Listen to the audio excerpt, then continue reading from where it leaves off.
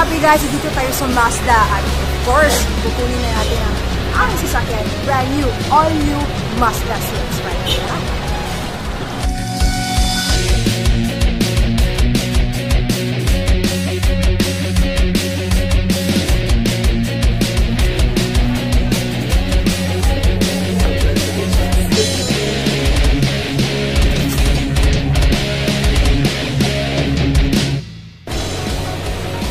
Grabe guys, eto na. Hindi na to panaginip. This is really, salamat talaga. First, number one kay Lord.